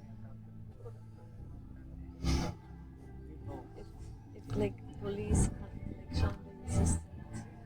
I mean, in the field. Defend from what? I mean, there's an unfair arrest happening, and there's policemen arresting someone. Can someone, is any policeman defend the unfair charges? Έχω δει εγώ ένα μόνο.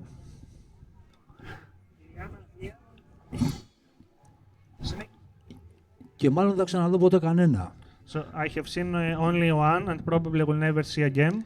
6 Δεκέμβρη, επέτειος Γρηγορόπουλου.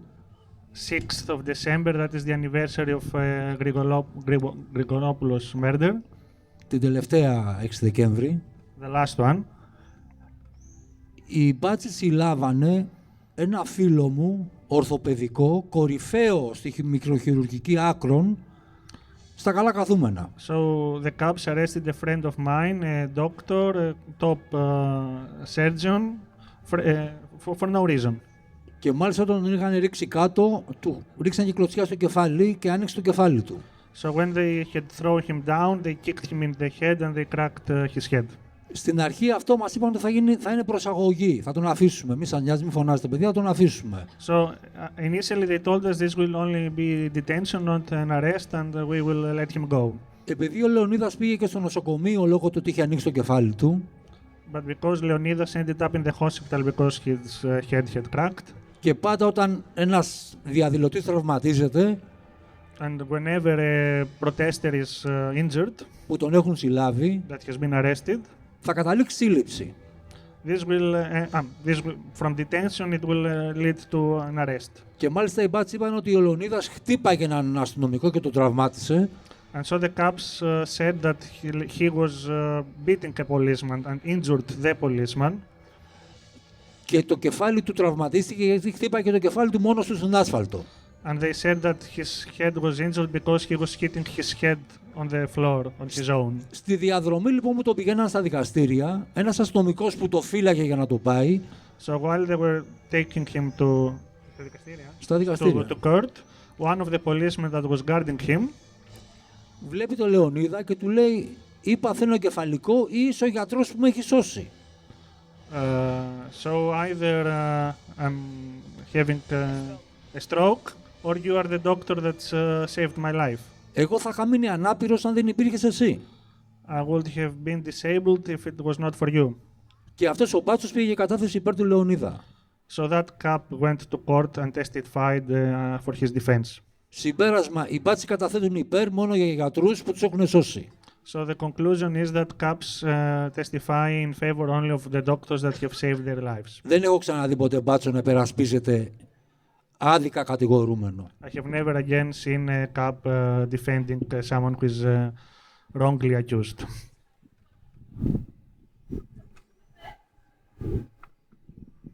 Yeah, I just want to give two other examples.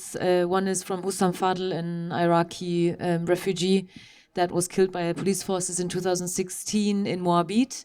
And as in a lot of theories and lies from the police forces, most of the times when they murdered someone, out of the sun there's a knife. There was a knife found. And same story or same lie with the killing of Hussam Fadl, when police forces said that there was a knife, and whenever there was whenever someone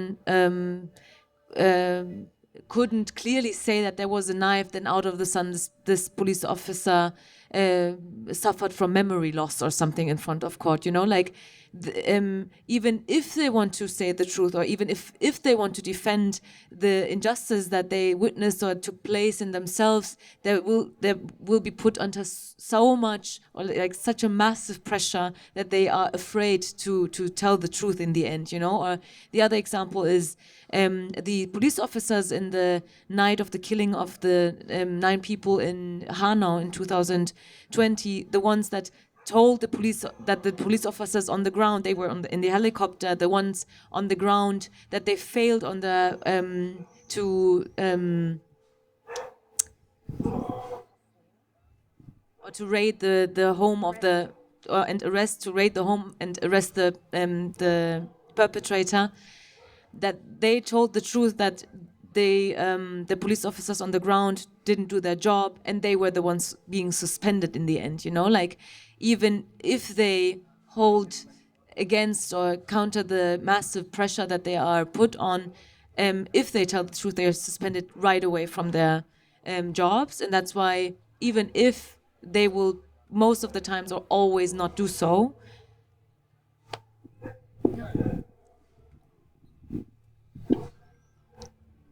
Yeah. Hi.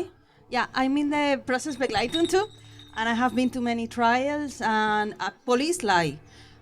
But there were like 4 cases where the police didn't lie, and the judge was like, "Are you sure?" Like normally when they lie, they are like, "Oh yeah, sure," you know, like they were criminals. And then one case, the policeman got hit from behind, so he was like, "No, I didn't see." Like it was from behind. "Are you sure? Are you sure?" And it was like 10 minutes of "Are you sure? Are you sure?" Like, yeah, I'm sure. I don't know. I didn't see him. So even when they don't lie, like the judges are pushing them like,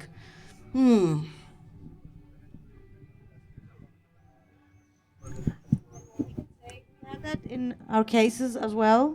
So like the Staatsanwaltschaft, how do you call Staatsanwaltschaft in English?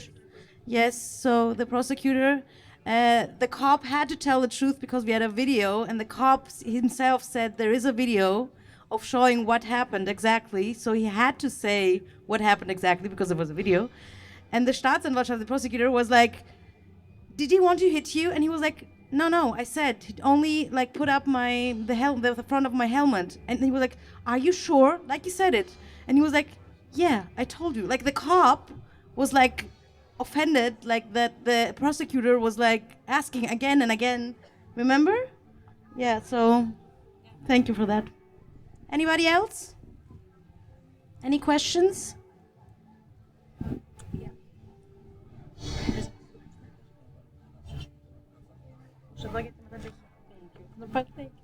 Hi, I have not unfortunately been here for the whole of the discussion, so excuse me if I ask something that has already been answered, but I have, unfortunately, as we all, I imagine, maybe had the case of had friends being hurt by police.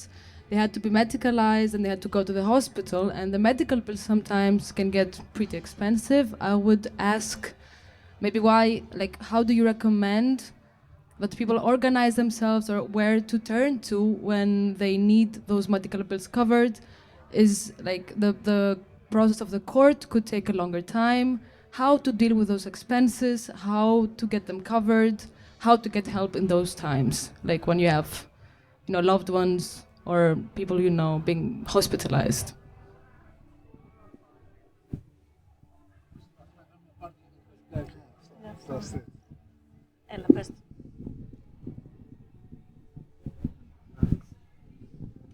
Στην Αθήνα συνήθως αυτό που γίνεται για κάποιους κατηγορούμενους όπου οι δίκες είναι πανάκριβες, γίνονται πάρτι κατά δικαστικά έξοδα. So what happens in Athens for some defendants, because the trials can be extremely expensive, there are solidarity parties to raise money for them. Δεν μπορώ να βρω κάποιον άλλο τρόπο που να βοηθήσει I cannot think of another way that can help. Πρακτικά, και αυτό βοηθάει και στο επίπεδο της αλληλεγγύης, να μην νιώθουν οι κατηγορούμενοι ότι είναι μόνοι τους. But this also helps on the solidarity level, so that defendants do not feel that they are on their own.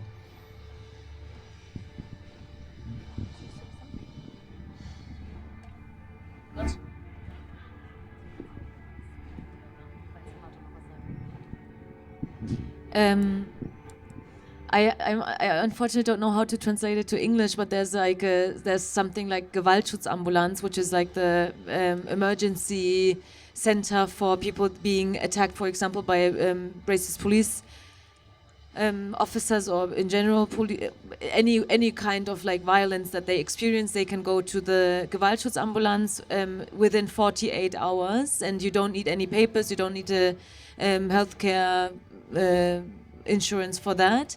And if you are, they just document your injuries, right? They don't treat you. But at least to get that documented, I can definitely recommend the Gewaltschutzambulanz, but also, have to, call them and make an appointment, and they're not sensitive or super nice most of the times. And other than that, for example, when it comes to Palestine solidarity, I know from Gesundheit für Palästina, I don't know whether they are maybe connected to other doctors that treat other people for lower costs or for free or something at least. Then that's also a gap in the solidarity network, right? Having doctors that do treatments for free, or nurses or whoever works in the medical sector to mobilize themselves, organize themselves to have this gap covered as well. And other than that, was soll ich jetzt sagen? When it comes to OPRA, which is a consulting center for victims, or like a psychological consulting center for victims of racist police violence and right-winged or extremist violence. But if there's knowledge in the audience, we're happy to hear about that as well.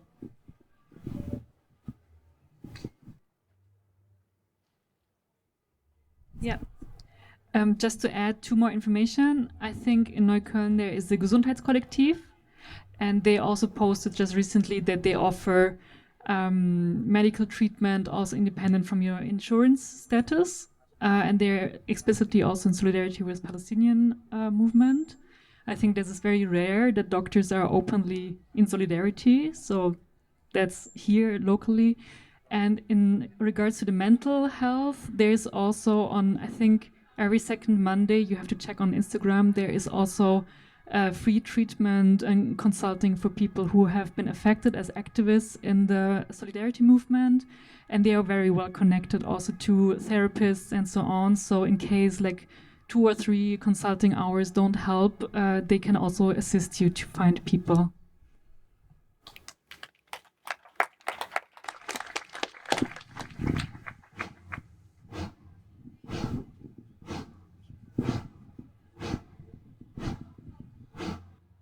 Hi, I have written down the question and I'd like to address it to all of you.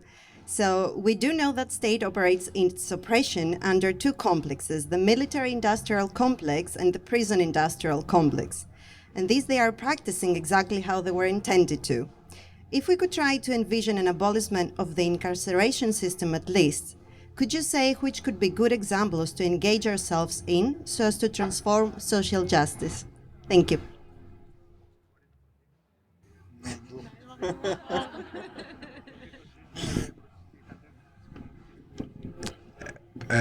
Okay, everybody will answer, not only me, but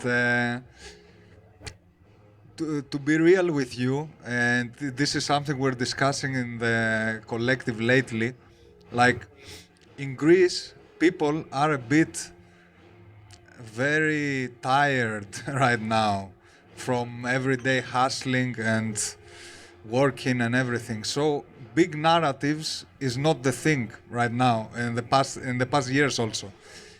But I agree with you that we have to talk about it, because if we come to the conclusion that, okay, the things we talk about, the Greek police, the criminal justice system is rotten in the roots, then we have to envision something besides it. In Greece, abolitionism, I think I've read one book actually in Greek about this idea, so it hasn't arrived yet, but for me we have to discuss about this and at least put the fantasy of our minds a bit some steps further. But right now there is no discussion about abolition in my knowledge in Greece, and so from my part I cannot say a lot about this. I'm not sure if I completely understood the question, but I will answer the one that I understood. So I think you also said this, and maybe everyone said this, that we cannot expect justice in the courts. So for me, like the trial monitoring, connecting to the defendant, and then organizing rallies, this is a kind of I don't know, community building, like every time meeting in front of the court and having like a small rally shows how people use the courts and kind of use the system that we are in, but go beyond it. And then this way we always meet at the same spot and always see the same faces.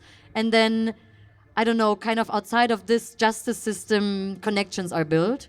So this is how I feel how we can go beyond this military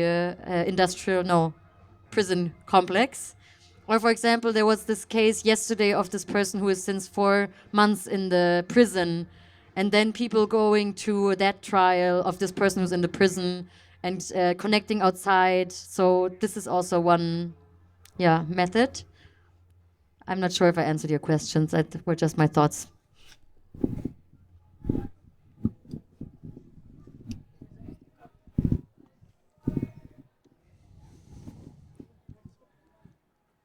Επειδή το κίνημα πρέπει να συνεννοηθεί, αν μετά την Επανάσταση κάνουμε κολεκτίβες Σοβιέτ. The movement needs to coordinate whether after the revolution there will be collectives or Soviets. Σήμερα πιστεύω ότι αυτό που έχουν κάνει τα παιδιά είναι ένα πολύ θετικό δείγμα. I believe today what these guys have done is a very positive step, sign. Πώς από τα κάτω μπορούμε να συνεννοηθούμε. How we can organize from below and coordinate. Και να μην αναθέτουμε τις ελπίδες και τα όνειρά μας για κάτι που θα μας το λύσουν από πάνω. And do not expect that our dreams and our problems will be solved from someone from up. Επειδή έχουμε πάρα πολλά χρόνια στο δρόμο, έχω συνειδητοποιήσει όταν η πίεση είναι δυναμική και πολυπληθής, η εξουσία ζορίζεται. Because I've been many years in the streets, I have realized when there is a lot of pressure, the authorities' power comes under pressure. Πρέπει να βρούμε τρόπους λοιπόν έτσι ώστε να μας νιώσουν στο δρόμο.